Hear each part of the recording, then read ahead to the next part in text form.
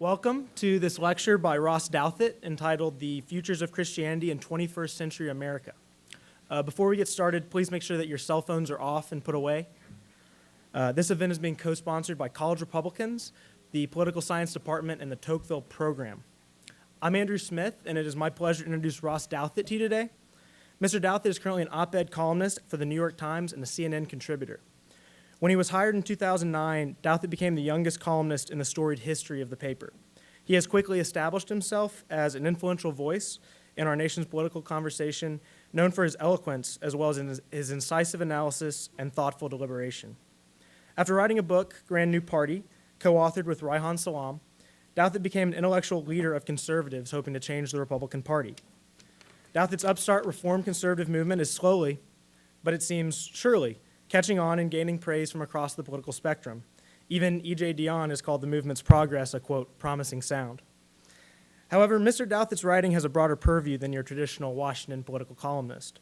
In the pages of National Review, where he reviews movies, in his Times blog, and on his always interesting Twitter feed, he considers the questions and topics swirling in pop culture in an often new and interesting light. Recent posts have discussed whether superstar LeBron James returning home to Cleveland is part of an encouraging social trend, why Breaking Bad fans might root for Walt instead of Jesse, and how a risk-averse Hollywood has brought us to a depressing, quote, end of movies. Some might say this is a chance for Douthat to step away from the seriousness of considering the future of our republic. But reading his commentaries, you get the sense that he disagrees, that he understands that culture is at least as important to our politics as elections. The third aspect of American life Douthat covers, and the one on which he'll be speaking today, is the state of morality and religion in our culture.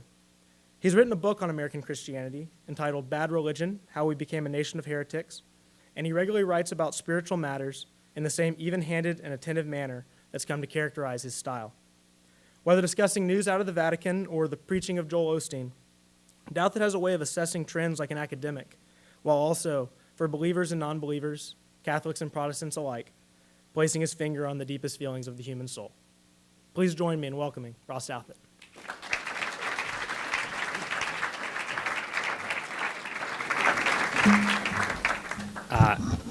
Thank you, Andrew, for that incredibly kind introduction, which I can't possibly live up to. And thank you all so much for being here, and I'm very sorry that it's so cramped. I'm going to talk for about 45 minutes, and then we will do a Q&A. But I just want to tell you I will not be offended if a fire breaks out, if any of you stampede me on your way to the exits. But I really appreciate all of you being here. I appreciate Furman and my hosts for having me, and I'm going to talk to you a bit about the shape and possible future, or I guess possible futures of American Christianity in the 21st century. But before I do that, I'm going to talk a little bit about my own personal religious experiences, because I find that it's sort of a helpful way to start out discussions like this and to give you guys a little bit of a sense of where I'm coming from and how I've ended up with the take on American religion that I have. This is basically going to mean that I'm going to talk a little bit about my childhood and upbringing. I grew up in southern Connecticut. My father was a lawyer. My mother had gone to graduate school in English.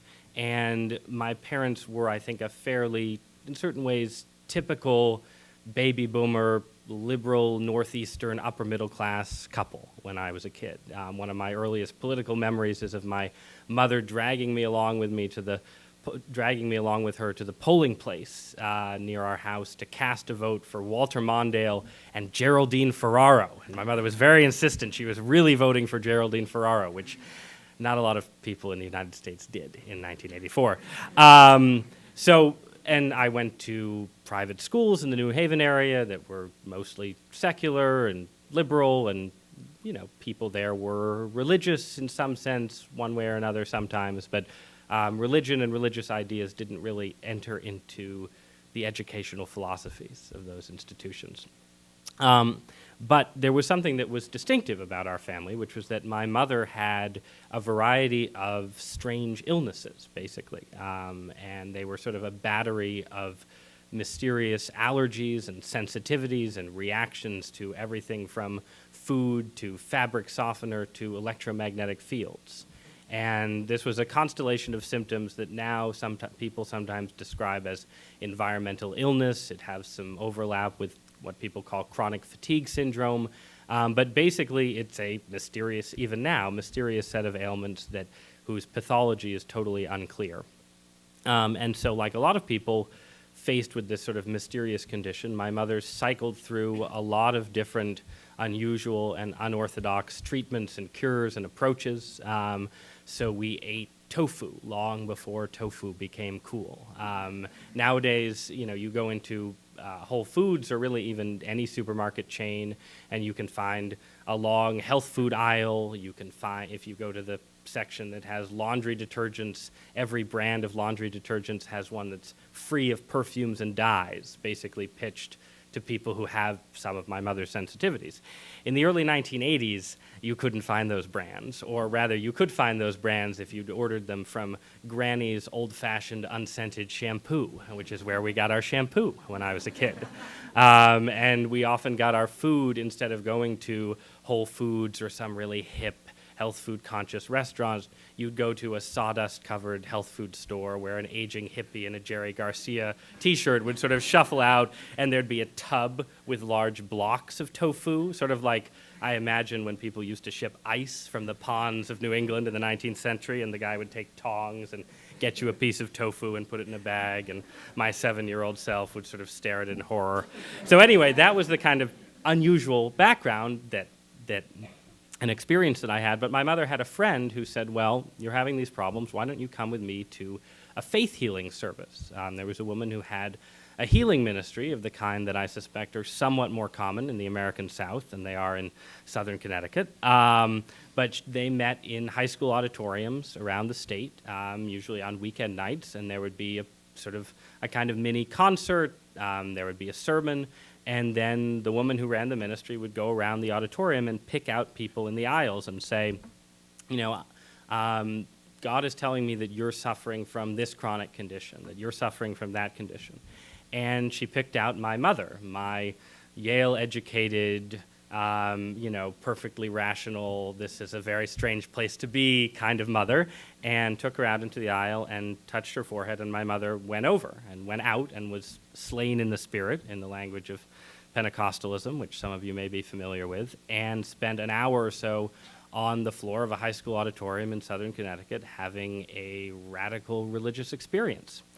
And that had something of an effect on our family. We basically spent much of my childhood on a kind of tour of American Christianity. I was originally baptized Episcopalian, and we attended Episcopalian churches at first when I was a kid and continued for a while, but we also spent a lot of time in charismatic worlds, both evangelical and Pentecostal. And so I had a kind of bifurcated childhood where during the week, we lived in New Haven, my dad was a lawyer, I went to a private school, we were sort of normal members of the secular northeastern bourgeoisie. And then on the weekends, I went to high school auditoriums and watched my parents speak in tongues. And so that was the background, combined also with the sort of religious element that was actually present as well in the world of health food, where you would go to a health food store in those days, and next door there would be a little bookstore selling New Age crystals and books with titles like Women Who Run with the Wolves. So I had a sort of exposure to not the full spectrum, but a large part of the spectrum of American religion as a kid. And I took that background with me into my professional life as a political journalist, someone who lives in Washington, D.C. and writes about politics for a living.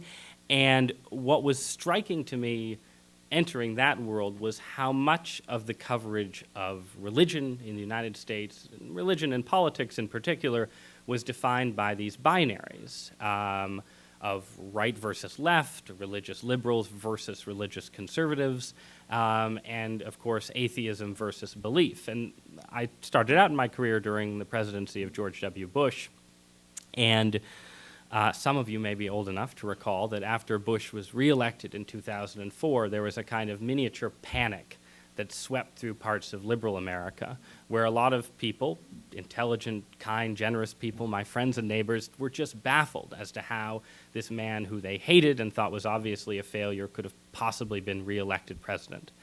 And this led them to fasten on the idea, based on just a little bit of not very artfully done polling, that there was this group of quote-unquote values voters who had been crucial to reelecting Bush. And these values voters were obviously mostly evangelical Christians somewhere out in the American heartland, and they were clearly bent on imposing some kind of theocracy on the United States. And this became a real source of liberal anxiety back in 2004 and 2005, and there were books written with titles like American Theocracy and Kingdom Come, The Rise of the New Religious Right, and so on.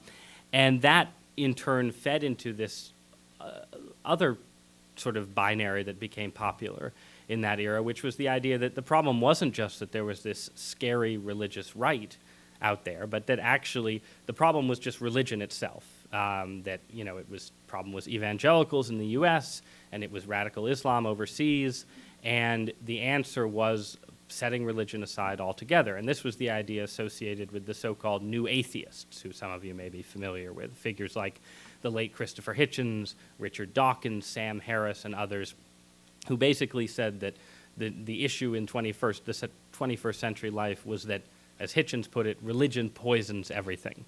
And those guys enjoyed a kind of moment in the sun, and for a while you couldn't turn on the television, or at least the strange channels on the television that I would turn on, without seeing Dawkins or Hitchens having their way on a stage like this one with a slightly hapless-looking bishop. So those were some of the arguments that were current when I was starting my career in journalism, that religious right versus religious left, atheism versus religion itself. And of course, the fear of theocracy on the left had its own analog among religious conservatives. That, you know, if you go out among conservative religious people in the United States, many of them think that there's a kind of secular elite at work, often in places like the New York Times, which I call home, that's bent on stamping out religion and Christianity in the U.S. altogether. So everybody has these binaries, and they actually do capture some of the truth. There is, in fact, for instance, a fairly secular elite in American life. As having spent some time at Harvard and at the New York Times and places like that, I can assure you it does, in fact, exist. And the arguments between right and left are real and important, and the arguments over whether God exists and whether religion matters or poisons everything or anything else are important as well. But I think in part because I had had this slightly distinctive experience as a kid and had seen something of the wild diversity of religious experience in the United States, it always struck me that those binaries were missing a big part of the truth.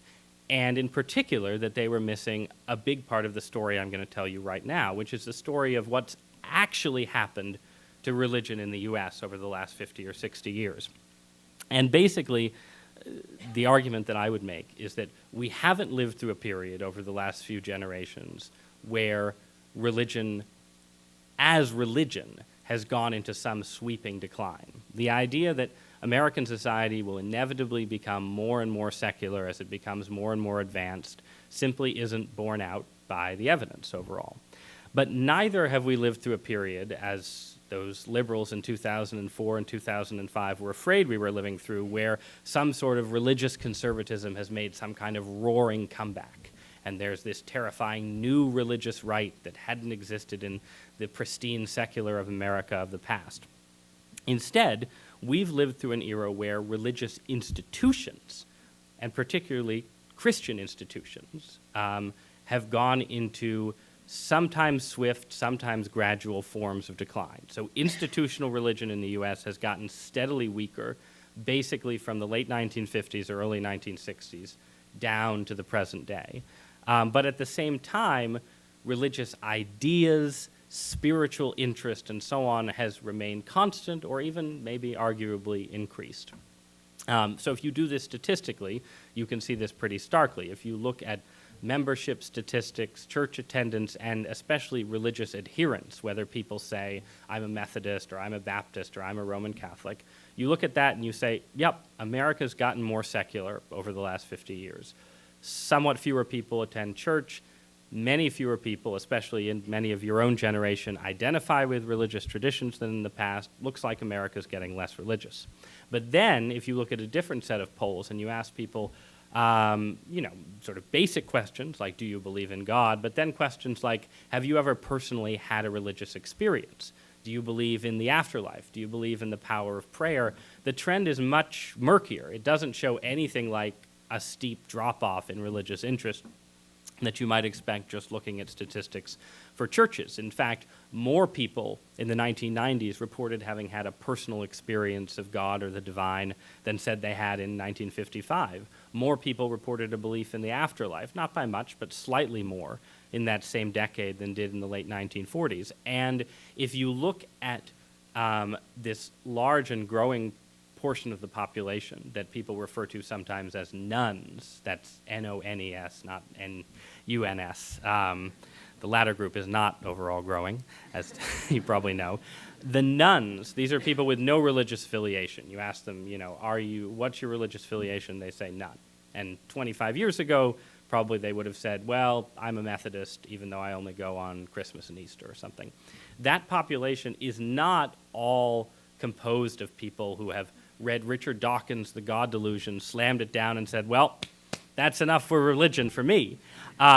They're people who have drifted away for various reasons from religious affiliation, but still often say that they believe in God or they believe in some kind of higher power. They still report that they pray. They report that they're on some kind of spiritual journey or spiritual quest. So even there, even among the people most loosely affiliated or disaffiliated from religion, you still see a kind of pervasive, at least latent religiosity.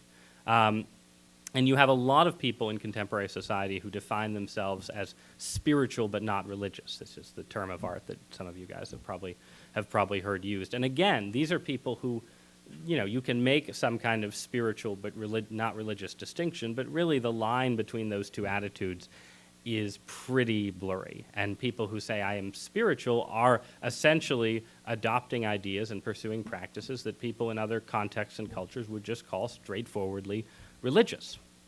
So all of that adds up to evidence that America remains a religious society. It's just less institutionally religious and less traditionally Christian. So why exactly did this happen? Well, if you go back to the period before this institutional decline set in, to the 1940s and 1950s, what you see after World War II is a kind of revival of institutional Christianity more or less across the board. It's a popular phenomenon, meaning that, just sheer church attendance numbers go up. There's huge church building campaign. If you drive around the suburbs of just about any American city right now, most of the churches that you see out there would have been built in this window between, say, 1945 and 1965, which is often unfortunate news for their architectural quality, but they're there.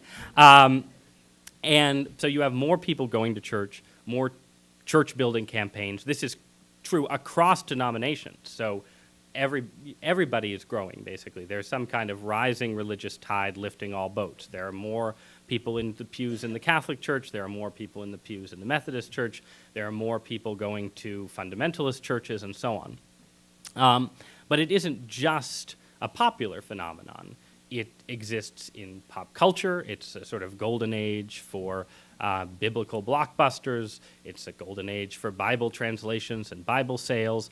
It's a kind of golden age, too, at least by relative to current standards, for religious intellectual life. So it's a period when you have famous theologians showing up on the cover of Time magazine, figures from Reinhold Niebuhr to C.S. Lewis, the kind of figures you usually don't see on the cover of news weeklies today, although, of course, the news weeklies themselves are possibly headed for extinction, so maybe everybody's ending up in the same place. But so it's an era when religion has a kind of highbrow intellectual appeal as well as a kind of mass appeal. And part of that seems to be that there's a kind of almost intellectual rethinking that happens after World War II, where if you go back to the earlier part of the 20th century, you have this sense that some kind of secular ideology is going to come along and just replace religion outright. And maybe it's going to be left-wing, it's going to be socialist or Marxist, communist, maybe it's going to be right-wing, fascism, National Socialism, and so on.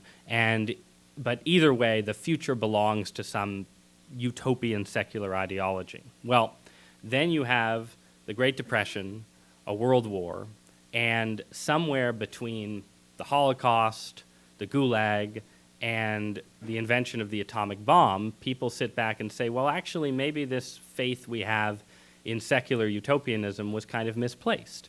And maybe everything isn't getting better all the time.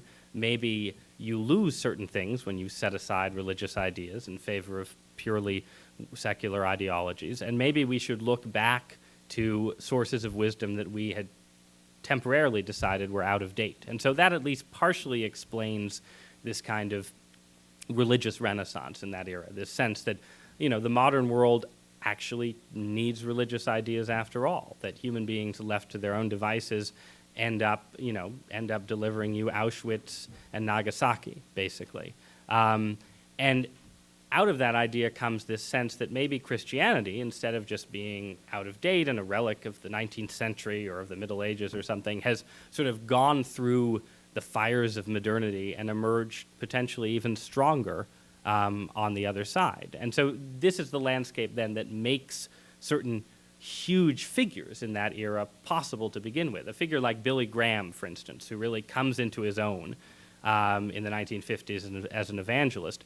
In the 1930s, people looked at revivals and sort of public preaching in the style of Graham's and saw it as just totally out of date. Some of you have probably read Inherit the Wind or sort of know about the Scopes monkey trial in the 1920s. There was this sense after some of the debates about evolution within Christian churches and in public in the 1920s that, sort of old-time biblical religion was something that was going to be confined to a kind of backwoods arena, and the cosmopolitan world would sort of continue its forward momentum and leave all of that behind.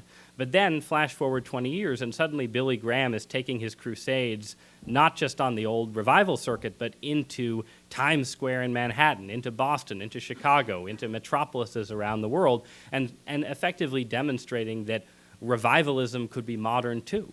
That sort of evangelical Christianity was not doomed to just sort of disappear into a few Bible colleges up in the mountains, that it could actually compete in the big city, in the metropolis. So a figure like Graham is sort of characteristic of that era.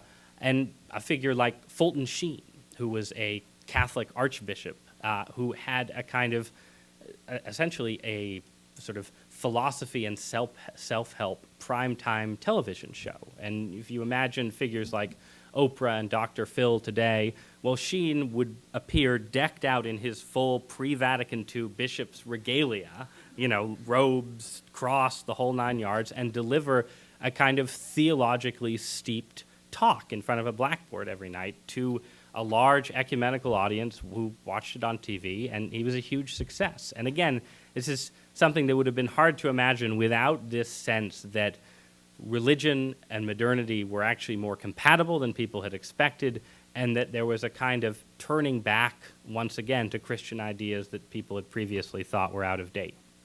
So that's sort of the world as it was in the U.S. 50 or 60 years ago. And this is, of course, like any backward-looking glance, an oversimplification. But it's an oversimplification, I think, that captures an important truth about the position of organized religion, institutional Christianity in the U.S. circa 1955 or so. So what happens between now and then? Why do the institutional churches go into decline? And why do so many Americans, while still being possessed of religious ideas and aspirations and all the rest, begin looking for God somewhere else, basically? Well, a lot of things happen, but I'm going to give you 4 big explanations for the decline of institutional religion and why we got from there to here. And the first explanation is political. It's political polarization, and this is something that people in my line of work, political journalism, talk about a great deal, maybe are a little bit obsessed with, but basically the idea is what happened starting in the 60s, continuing to the present day, is that our two big political coalitions, the Democrats and the Republicans, gradually sorted themselves by ideology. So all the conservatives gradually ended up on the Republican side, and all of the liberals ended up on the Democratic side. And this wasn't how American politics looked in the post-war period. In that era, there was a lot more ideological diversity within the parties, and parties were organized by, there were conservative Southern Democrats, there were liberal Northeastern Republicans, and there was just a lot more sort of room for moderates in a way to move back and forth between the two parties. So there was clearly a left and right, but you didn't have the same sense of American politics as being driven by two sort of coalitions, both organized around an ideological pole clashing with each other like this, which is basically how American politics works in Washington, D.C. right now. And what that sorting meant, what that sort of meant was that there was, in a certain way, less complexity in a way in American politics, but what it did to religion was that it eliminated places to stand in American public life that weren't defined as conservative first and Christian second, or liberal first and Christian second, which is how a lot of people experience public religion in the United States today. And one example I use to help people think about this is, imagine how different the history of the 1950s and 60s would have been if Billy Graham had decided the best way to evangelize the United States had been to run for president as a Republican, which in fact some people at one point urged him to do. Or imagine how different the history of the civil rights movement would have been if Dr. Martin Luther King had decided that the best way to accomplish his goals had been to run for president as a Democrat, as again, some people urged him to do. They even printed up buttons at one point that had him and Dr. Spock, the baby Dr. Spock, not Mr. Spock, from Star Trek as potential running mates. But he wisely didn't accede to that idea. Well, flash forward 30 years, just to the 1980s, and it becomes perfectly natural for would-be heirs to Graham and King, Jesse Jackson and Pat Robertson, to pursue public ministry by running for president. Jackson's a Democrat, Robertson as a Republican. And you can see the same pattern play out in different ways with Al Sharpton and even Mike Huckabee today, where it seems a much more natural extension of a kind of public preacher's role to be deeply involved explicitly with a political coalition. And that reflects, I think, this sorting that's happened. But what it means then in turn is that if you're somebody who doesn't share the politics of a particular sort of public Christian, then you become more inclined to tune out Christianity itself. And this has been a problem, I think, for both religious liberals and religious conservatives. I think if you go back to the 1970s and look at what happened in a lot of more liberal churches, you had a sense that sort of their agendas were so indistinguishable from just left-wing politics that a lot of people said, well, why am I showing up on Sunday morning and mouthing a creed that I don't really believe in when I could just accomplish the same Christian goal by donating money to an environmental campaign or the nuclear freeze movement or the gay rights movement or anything else. But then something similar then happens with the religious right in the 1990s and 2000s, where you have a lot of people who look at conservative politics and say, well, George W. Bush or Sarah Palin are suddenly the face of American Christianity, and I don't agree with them, so I must not be a Christian, or I must not be interested in identifying with Christianity. And so you have this sense on both sides of the aisle in certain ways that Christianity is just sort of subsumed into politics. And as Christianity gets subsumed into politics, the appeal of institutional expressions of Christianity and of sort of figures who aspire to lead those churches gets weaker and weaker. So that's one force, political polarization. The second force is the one that everybody talks about, and for good reason. It's the sexual revolution.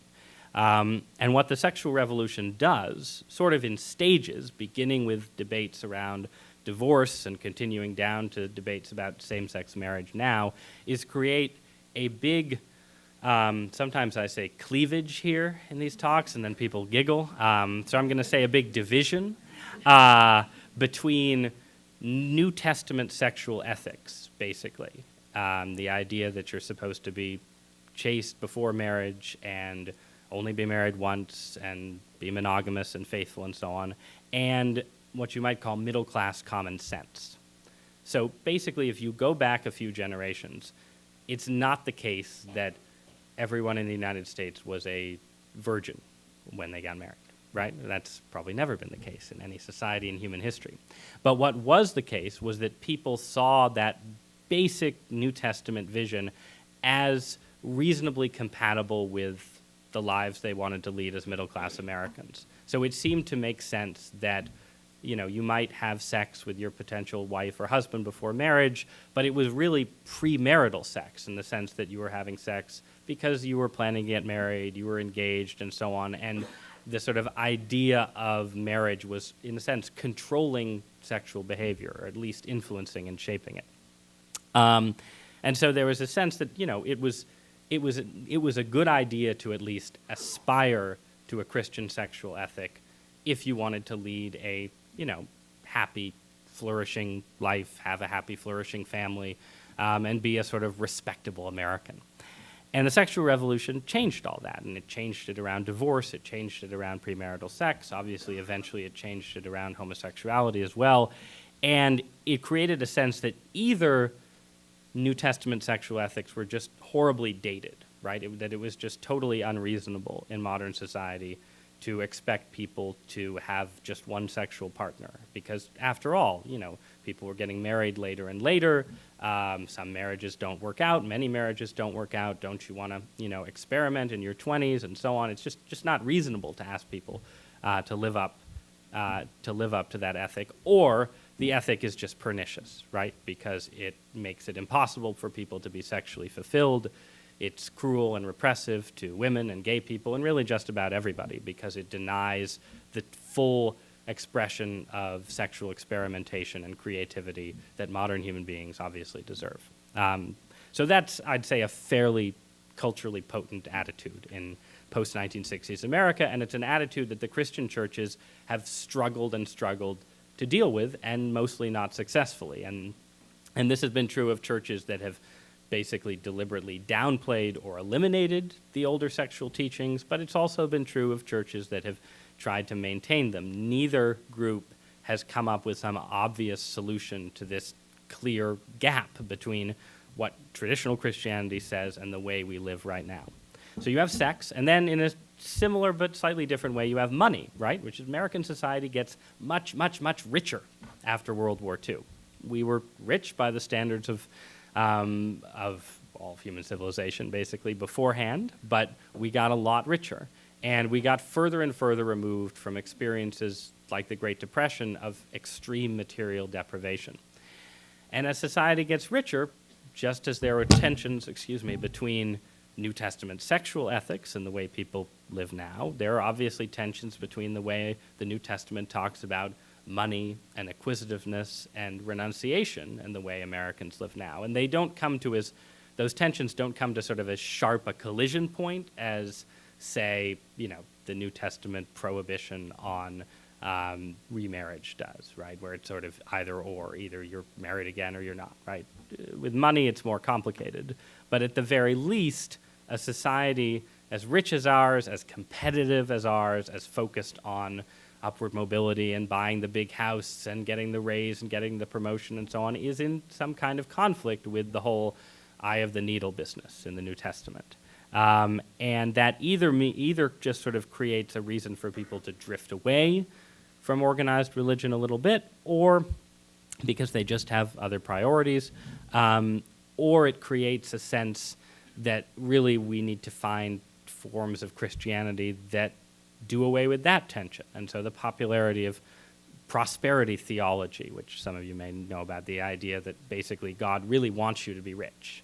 And if you aren't rich, it's probably a sign you just aren't praying enough. This idea has always been popular in the US. We're a commercial society, but it's become more popular and found more sort of mainstream expression in many ways over the last 40 or 50 years.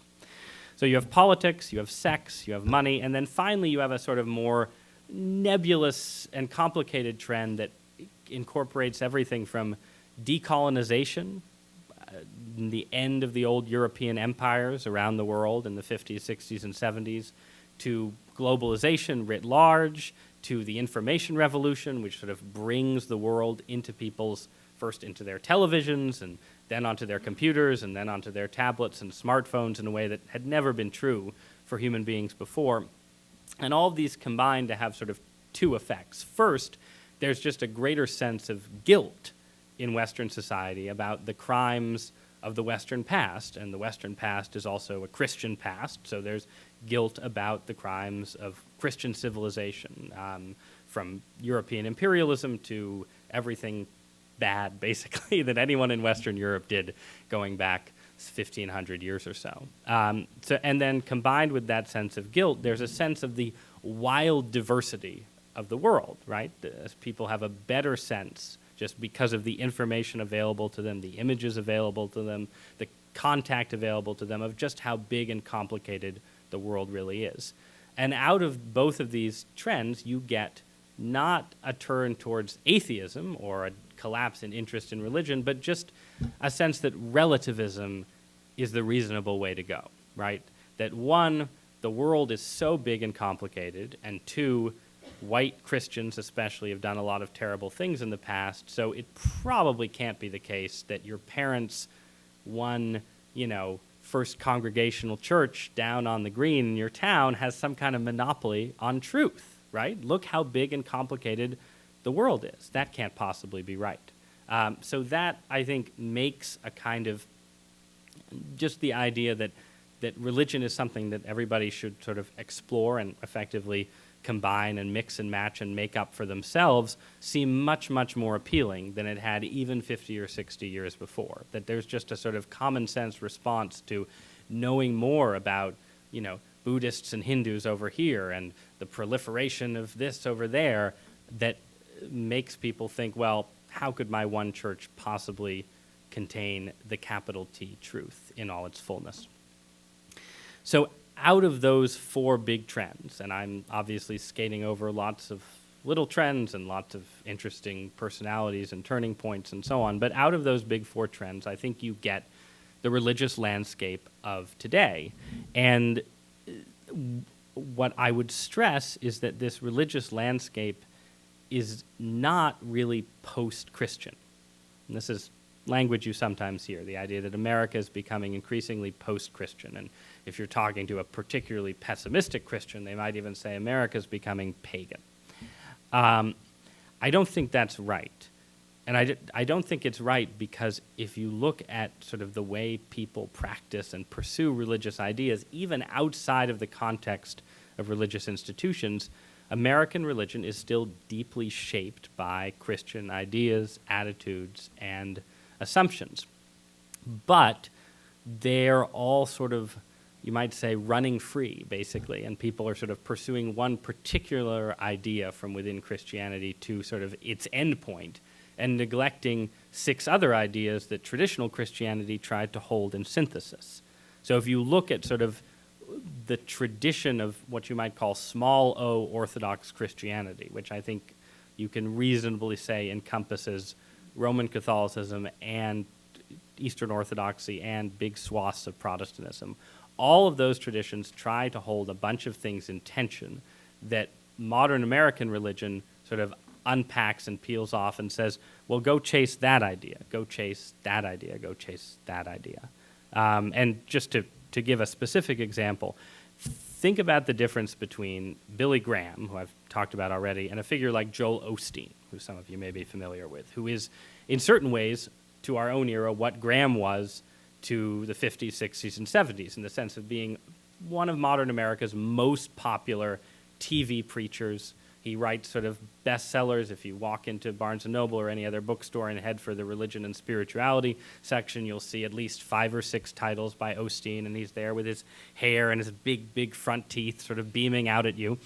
And Osteen and Graham are doing, in certain ways, very similar things. They are both preaching a message of God's universal love. Both of them are saying, no matter what you've done, no matter what kind of condition in life you're in, God loves you. And that love is absolute, and that's the most important thing you need to know. And that's a very powerful message, and it's a very important part of the traditional Christian message. But with Graham, that message was held sort of in creative tension with a warning, with a kind of public moralism, and with a sense that, yes, God loves you absolutely, but your soul is also always at risk. And the possibility of, not just bad things happening, but actual eternal damnation was something that Graham, in his public ministry, always held up. Whereas with Osteen, that part of the Christian message has just sort of disappeared. And so it isn't that Osteen is sort of post-Christian, preaching a totally different religion from Christianity. No, he owes a clear, huge debt to historic Christianity, and his message resonates with people for very good reasons. When I did some radio promoting my last book, and I would sort of offer critiques of figures like Osteen to some radio host, and people would call in and they would say, well, Mr. Douthat, and actually usually they'd say, well, Mr. Douthat, because my last name is hard to pronounce. They'd say, I know what you're saying about him being a little theologically shallow or something, but there was a moment in my life when I just absolutely needed to hear that God loved me, and Osteen gave me that, and that was incredibly important, and it changed my life. And that's true not just of Joel Osteen, it's true of sort of pop religion in America in all its different forms. If you watch Oprah Winfrey and watch sort of her empire of gurus and speakers and so on, they're offering something that people need and that people respond to and that makes a difference in people's lives. They aren't just offering something, something that's some flagrant falsehood that's destroying people's lives.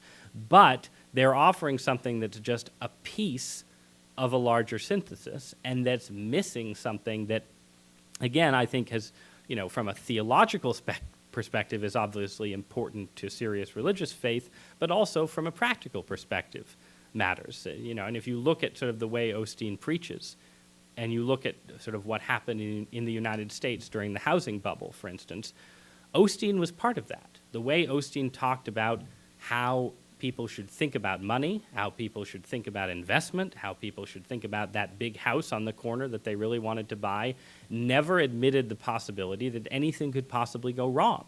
Because after all, if you were right with God, you were always going to be able to make your mortgage payments. And then if you sort of follow what Osteen does after the housing bubble bursts and the economy collapses and people aren't making their mortgage payments, he basically just has to double down.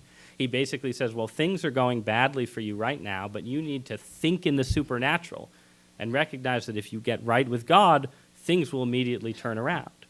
And the reality is that that probably isn't always the case. And it certainly isn't the case from a traditional Christian perspective, which says sometimes you get right with God and you end up getting devoured by lions, and that's okay. So that's sort of, in a certain way, what you might call the sociological problem with the age of religion that we live in right now. That you have sort of pieces of traditional Christianity floating around, delivering people good things that they need, but without being tempered or counteracted by the ideas that they're supposed to be in fruitful tension or synthesis with. But that is sort of the dominant spiritual atmosphere of our era. The institutional expressions of Christianity have retreated. And if you really want to understand how people experience religion in the U.S. right now, you're better off reading Osteen than reading a papal encyclical. You're better off picking up a book like Eat, Pray, Love. Some of you may have read it. Some of you may have seen the movie with Julia Roberts. That is a kind of representative spiritual memoir of our age than you are going and reading St. Augustine's Confessions or any other sort of memoir from the Christian past. And you're better off reading a book like Dan Brown's The Da Vinci Code to understand how a lot of Americans think about Jesus of Nazareth. They're still fascinated with Jesus. The whole success of the Da Vinci Code would be unimaginable if it wasn't ultimately promising to reveal some sort of secret about a person that Americans really care about. But it just turns out that the secret that Dan Brown reveals, spoiler, is that in the end, Jesus was a pretty cool guy who would have been pretty relaxed with the way 21st century Americans think about sex, marriage, family, and everything else. And that's what Americans really want. They want to be told you can have Jesus, you can have some elements of Christianity, some Christian ideas, but we aren't going to give you anything that challenges you too much about the way we live right now. So that's sort of a portrait of how we got here, why we got here, and what the sort of dominant spirituality in the U.S. is right now. And I've gone on for, I think, almost 45 minutes, and you're all very crowded. So I want to move to Q&A, but the title of the talk is The Futures of Christianity. So I would be remiss if I didn't very quickly say something about what this might mean for the future. So I'll offer you sort of three possibilities for what the next 50 years of American religion might look like. And the first possibility is basically the status quo, only more so, right? If you look at deep trends in American life, not just religious trends, but trends that affect every aspect of American society, what you see is a kind of hyper-individualism at work, and a kind of growing atomization and fragmentation, and a weakening of social and communal bonds pretty much across the board. So it isn't just institutional religion that's in decline, it's institutions of all kinds, different forms of social joining. And, you know, the famous example that the sociologist Robert Putnam used was bowling leagues. He wrote a book called Bowling Alone, with the idea being that the decline of the bowling league is this sort of weird evidence of the decline of civic life in the U.S. But that's correct, that almost all forms of civic participation are in decline. More and more people live alone at every age level than really at any point previously in human history. Family structure is weaker and more fragmented than at any point, at least in the modern era, which means more people are born to single parents, more people grow up with sort of cycles of partners in the home. They'll have a mother who has one partner and then a second partner and so on. Families are smaller, so people have fewer siblings, so social networks rooted in the family are thinner. And then there's just a massive decline, strongest among your generation. All of these trends are strongest among your generation, in trust, basically. Social trust. People in the millennial generation are less likely to say they just trust regular human beings on an everyday level than people in earlier generation. Trust in institutions, government, religion, obviously, but Wall Street, the media, everything else, trust levels have gone down and down and down. So you have this sense of sort of more and more and more atomization, more and more fragmentation. And the religious sort of ideas and attitudes I've described are very well tailored to a hyper-individualistic society. They're very well tailored to a world where people are living by themselves. They are living in sort of small and fragmented family units.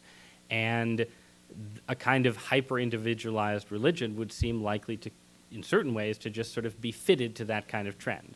So as individualism advances, individualized religion advances, institutional religion continues its decline, and the age of Joel Osteen and Oprah and Eat, Pray, Love extends pretty much indefinitely into the future, or at least over the next few generations. And you can sort of factor in trends in social media and the impact of the internet and so on into this argument and say, you know, look, the internet is sort of the best vehicle ever invented for do-it-yourself spirituality, because first you can go anywhere on the internet and find all the tenets of your own faith, or your parents' faith, more likely, questioned in, explicit detail. If you're Catholic, you can find websites tearing apart Catholicism. If you're a Mormon, you can find websites tearing apart Mormonism and so on. And then the nature of the internet means you can just sort of skip naturally from one resource to another, one idea to another, and it's almost its own kind of liturgical experience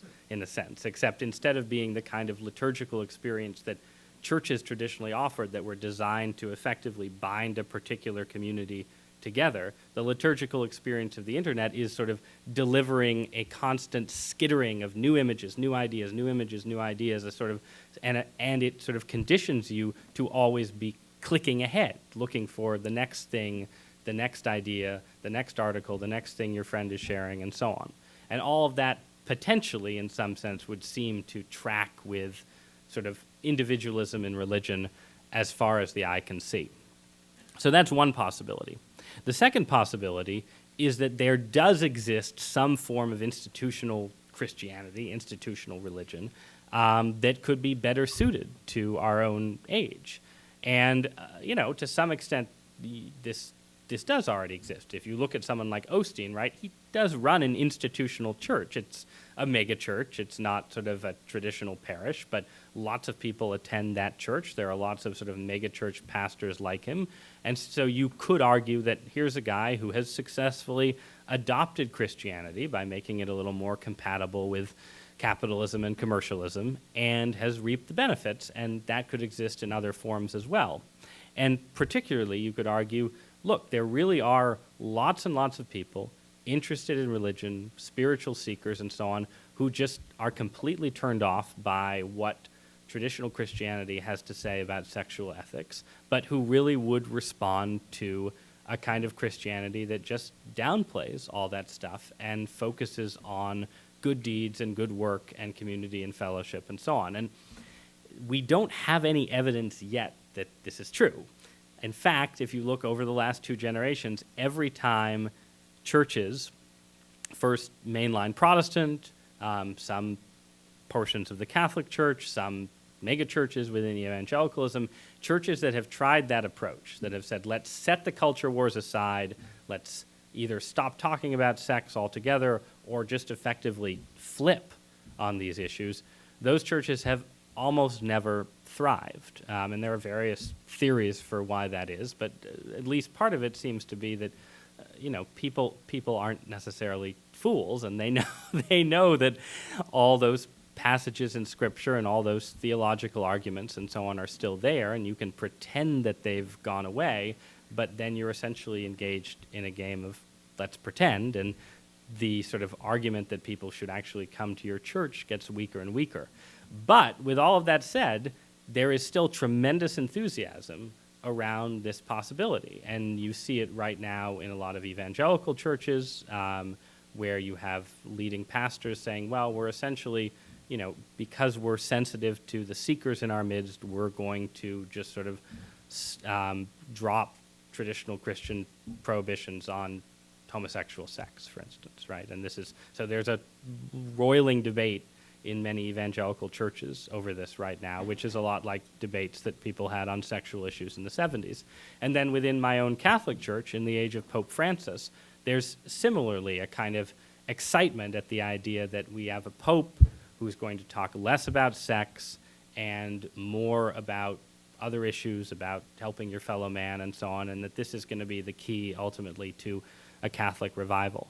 And again, there is a large potential market, it would seem, for that kind of refashioning of Christianity. And no church has managed to capture it, and maybe they can't, but you have to concede the possibility that that could be that could become more successful in the future, that there is some form of liberal Christianity that, after a sufficient number of experiments will sort of fit with the way people live. And then the third and final possibility, and then we can throw the floor open for discussion or questions or a pell-mell stampede, is that there is right now a kind of resilient conservative Christian counterculture in the U.S. And this sort of exists across denominations and churches. It's visible within Roman Catholicism. It's visible in the Reformed traditions. It's visible, depending on how you stretch the definition of Christianity, among Latter-day Saints. And these areas of these sort of more traditionalist segments of American culture are not necessarily carrying all before them at the moment, and in fact they are more culturally weak in many ways than they were a few decades before, but they do have a few things going for them. One, they have a lot more children than the rest of American society, and differential fertility actually does make a big difference over the long haul to religious trends. And second, they tend to have more social capital and more social solidarity than other portions of American society. And again, sort of you can see this in a kind of extreme way if you spend any time in Mormon communities in Utah, but it's true in Catholic and Protestant circles, and I should say in Jewish and Muslim circles as well, that traditional religion that resists almost all of the trends, sexual, economic, political, and so on, that I've described earlier, does seem to produce a kind of real human flourishing at a certain level and scale. And you could envision a future in which essentially atomization, hyper-individualism can only go so far.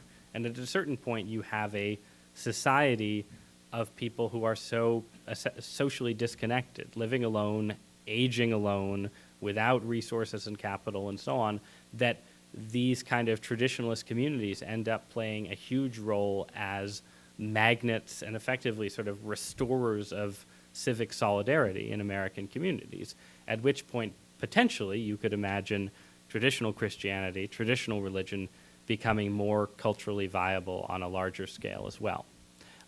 So those are three possibilities: a kind of continuation of the status quo in which it's Oprah and Osteen as far as the eye can see, a kind of newly successful liberal religion that accommodates particularly around sex and reaps big benefits from doing that, or a kind of long-term traditionalist revival driven by babies and soup kitchens and social solidarity. So I'm not going to tell you which one I think is more likely, but you can ask me about that or anything else. So thank you all very, very much.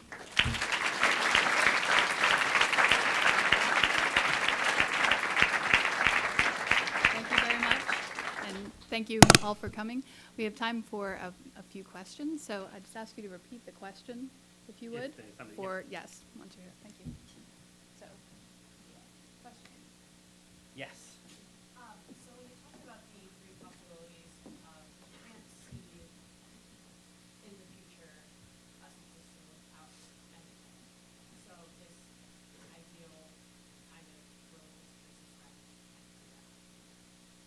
So the question is, what about a fourth possibility, right? What about a actual religion-free society, or a society in which, I guess, religion goes into much steeper decline?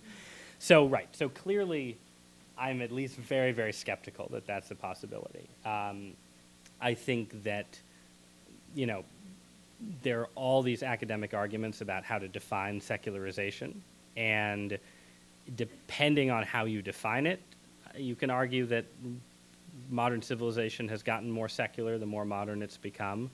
But if you define secularism as the absence of religion, I think the argument that we're secularizing rapidly gets a lot weaker. I think that basically, you know, human beings are religious animals, and that if you push out religious attitudes and sensibilities through one door, they'll come back in through another. And I think this is, you know, the reason I started out by talking about how even people who have no religious affiliation in the U.S. tend to have sort of religious ideas and attitudes is one piece of evidence for that. Or, you know, if you go look at Western Europe, for instance, Western Europe is clearly more secularized than the U.S., and different parts of it more so.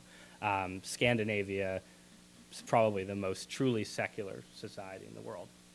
But again, even in those societies, if you start digging into polling numbers, you'll find that, you know, a lot of these really secular people have a strong belief in astrology, right? Or, you know, some other pretty clearly at least quasi-supernatural vision of how the world is ordered and so on. So Western Europe is clearly evidence that religion can sort of be pushed down. You can push it down further than we've pushed it down in the United States today. But I think even in Western Europe, you can see a lot of evidence that there's still a kind of that true atheism, true people living their lives as if, you know, what philosophers call eliminative materialism, basically, which is just the idea that literally the only thing there is the material world as we perceive it and as science studies it. That attitude, it's very hard to get more than a very small portion of human beings in any society, as we know it, at least, to believe that. Now, the two counter arguments you could make is, one, we just don't know what I guess they're sort of versions of the same argument. We don't know what further technological change will mean for those attitudes. We don't know, for instance, what will religion and religious experience look like, say, in a world that's lived much more fully in virtual space than it is right now. Like, you know, the internet is a virtual space, but you're still sitting there with a laptop or your phone and you're clicking and so on. But it is possible that there will be breakthroughs that basically lead to sort of full immersion virtual reality experiences. And there are things like, Oculus Rift and so on that are promising versions of that already. And, we just don't know what human society would look like in a context where people are living in virtual space all the time. We don't know what that would mean for anything, politics or anything else. But, and then beyond that, there's sort of the world of genetic engineering, the singularity, uploading your mind to the cloud and so on, much of which I'm fairly skeptical of. But again, you could imagine a sort of revolution in human nature that would make the currently natural human impulse towards religious belief diminish compared to where it is right now. So, you can't foreclose those possibilities. But all I'd say is, based on the evidence that we see in Western Europe and the US, religion is still pretty resilient, even in the most developed modern societies. And then if you look around the world, we haven't even gotten into that, but there's a very strong argument to be made that the planet as a whole is more religious than at any point in human history, in terms of people at least sort of practicing structured forms of faith. Yes, sir. Getting back to your point about being too sort of maybe someone proposing a new, more liberal Christianity, don't you think that's what the Pope's trying to do? The question is, do I think that a new, more liberal Christianity is what Pope Francis is trying to do? I would say that what Pope Francis exactly is trying to do is slightly ambiguous at the moment, and he's a very complicated figure who may be trying to do a lot of things at once. I do think that he sees himself in part as a corrective to the emphasis on dogma and doctrine and Catholic moral teaching under the last two popes, and that he is trying to essentially give the world a new look at the Christian message by focusing on sort of, Christianity and its relationship to poverty and charity and good works. So in that sense, he's moving Catholicism, or public Catholicism, one step in the what you might call a kind of liberal Christian direction, but there would be a lot more steps to go before you got to the point where you could say, well, the Pope wants Roman Catholicism to become sort of liberal Christianity the way we often think of it in the U.S. And I would guess that he would not, if we had him here, or I could get him on the phone since he makes phone calls all the time, he would not say, oh, my goal is to sort of do away with these controversial moral teachings or anything like that. That it's more of a strategic shift than a doctrinal shift. Whereas what you have seen in the more liberal Protestant churches in the U.S., the Episcopal Church, the United Church of Christ, and so on, is just a clear doctrinal shift. They just say, they don't say, we're talking a little bit more about the poor and a little bit less about abortion.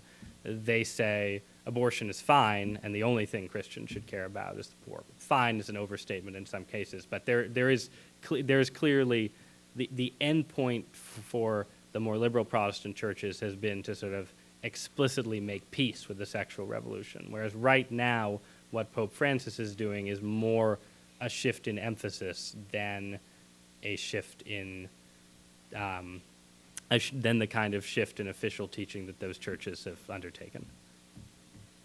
You have a follow-up, but I should. Okay.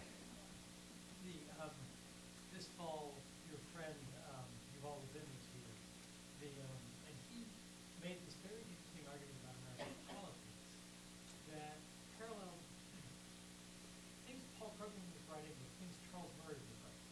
He pointed out was the common element these two guys had both disagreed with each other about it.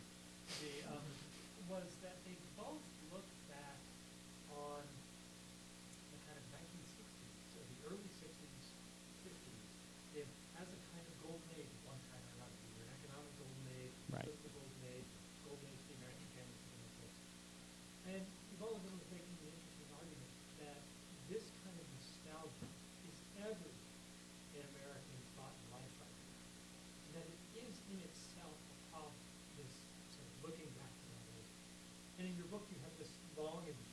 fascinating chapter, The Lost World. Right. It describes the sort of confluence of Black Church and Billy Graham and Fulton Sheen, all sort of aligning for the noble social goal of civil rights and these kind of things at this time.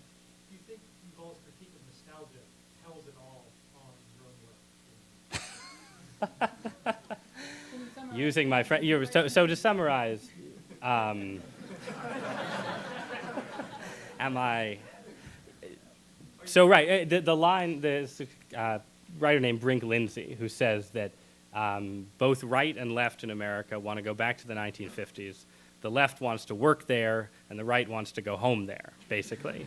And that and so the question is that sort of potentially dangerous nostalgia overly reflected in my own view of the 40s and 50s? And, to some extent, the answer is yes, in the sense that, anytime you spend a lot of time describing a past when you think, the argument I make is not that American society was necessarily in better shape in 1955, but that religion and institutional Christianity's relationship to American society was healthier in 1955 than it is today, right?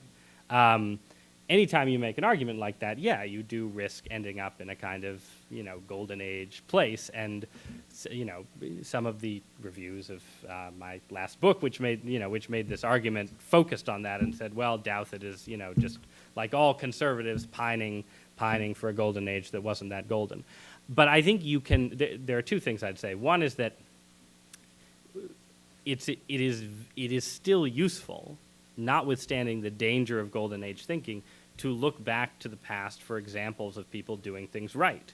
And I think most people look back to the leading Christians in American life in the 50s.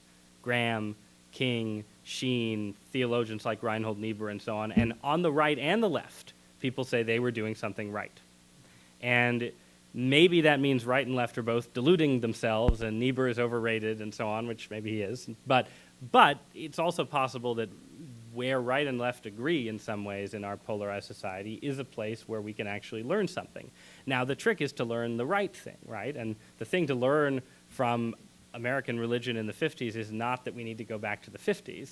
It's that there were things that people did well in that era, like find a place to stand in public as Christians that weren't just captured by politics, for instance, that Christians today, if they want to flourish, need to learn how to do again, and that there's an example for us in the recovery of sort of Christian intellectual life and mass Christianity in the 40s and 50s that might be useful for the future. Because again, the sort of scenario I sketched where things just continue going the way they're going right now is a scenario that is, you can usefully look back to the past and say, well, things don't usually just keep going the way they're going, and there are swerves and changes and so on, and institutions that seem to be in decline can figure out a way to right their ship. So that's a partial defense. And then the other thing I'd just say is that, and this I think Yuval would agree with, is that any kind of revival of institutional religion in the U.S. has to be responsive to the kind of, the fragmentation, diversity, and pluralism of our own society, which is obviously much greater than in the America of the 1950s, and needs to find the good in it, right? So in the end, if you're going to have a religious revival in the U.S., people can't just say, well, the internet is so terrible, right? All these kids on their phones and so on. No, I mean, ultimately, religious institutions have to figure out a way to reach people on the internet. And you can't just say, well, wouldn't it be great to go back to a world where, GM was the only company in my town and the Catholic Church was the only church and so on. I mean, there would be a Polish Catholic Church and an Italian Catholic Church, and the Poles wouldn't set foot in the Italian church. But I mean, obviously you can't go back to that dynamic. You have to deal with the dynamic of pluralism and take advantage of it. So I guess all I'm saying is that there's sort of a balancing act, right, where you have to be able to learn fruitfully from what was good in the past, but then also apply it in obviously totally different ways to the changed context that Yuval is right about. And there is a deeper point that I imagine he made, which is that across the board in all our debates, we do need to recognize that in the sweep of American history, the 40s, 50s, and early 60s were a weird time. And our own more fragmented and polarized era is a little more like the U.S. of 1880 or 1907 than the U.S. of 1955 was. And this is true, for instance, in my own business, journalism. People are always saying, oh, you know, it's so terrible. The media has become so partisan and polarized, and it's the right-wing Fox News against the left-wing MSNBC and so on. And, you know, there are unfortunate things about that dynamic, but it is very characteristically American. And what was unusual was a world where there were just 3 networks that pretended to perfect objectivity. So that's just sort of a baseline thing worth keeping in mind. One more question. Okay. There's a gentleman over here that hasn't asked yet. In the book, you make some very good, basic, but sharp criticisms of academic professors of religion and how they have contributed to the relativization of American intellectualism. Could you talk about that a little bit? Are there any professors of religion in the hall? All right, so prefacing this, the question is, how has how has treatment of religion in the academy contributed to the sort of negative aspects of the trends I'm describing? And in the book, I spend a fair amount of time talking about historical Jesus scholarship in particular. And, you know, I'm a journalist and not an academic and so on, and so everything that I say about this has to be taken with 17 grains of salt. But it does seem to be the case that to the extent that sort of religious intellectuals have intersected with popular culture on issues related to the origins of Christianity especially, there's basically been a sense that the purpose of scholarship is to sort of deconstruct the sources of Christianity and put them back together in some way that makes it turn out that Jesus of Nazareth totally agreed with you. And again, this is not an academic specific phenomenon. This is a culture-wide phenomenon, but it's worth talking about in the context of academia because academics are smart and serious people, and therefore they have, you know, sort of maybe higher obligations on some of these questions than does Dan Brown. But the reality is that this is not a new phenomenon. This is, you know, goes back to the 19th century and the very beginnings of sort of the quest for the historical Jesus in different ways. But we have reached a point where it seems to me that academics should be at least a little bit more aware of that what they're doing on these questions has been done over and over again for 150 years, and the cycle is always the same. There's a limited set of sources related to the New Testament. There are a bunch of sources that come much later whose historical credibility is possibly dubious. And the way this stuff is understood in the press is basically some fragment of a 3rd century text comes out, and the next day there's a banner headline that says, evidence found that Jesus had a wife, right, et cetera. New Gospel of Judas shows that Judas was awesome. And this happens again and again and again. And it happens because the media is interested in these stories, but it also happens because academics contribute to it, because academics want maximal attention to their particular piece of New Testament or early Christian scholarship. And the end result is something that, you know, I mean, look, I am a believing Christian who thinks that Jesus of Nazareth rose from the dead. So obviously I'm not the kind, you know, I'm not the perfect audience for an argument that actually a 3rd century Gnostic text has a better view of what really went on than does Matthew, Mark, Luke, and John. But the reality is that there over a century and a half of scholarship, and now scholarship that's mostly carried out in sort of the glare of media attention, none of the academic project of constructing an alternative narrative of Jesus' life has not produced anything that coheres in a way that multiple intellectuals and academics of good faith can all agree upon.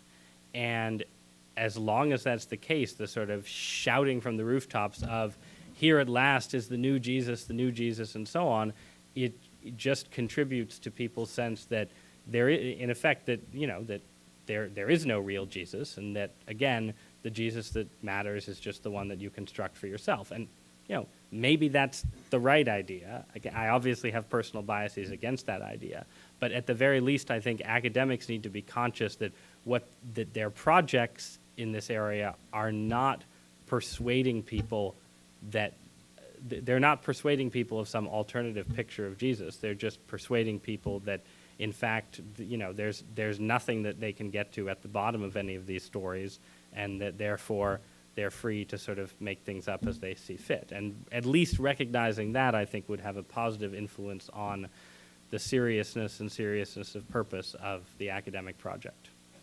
Maybe. I'm sorry, we have time for us to call the lecture. Thank you very much. Thank you guys so much. I really, really appreciate it.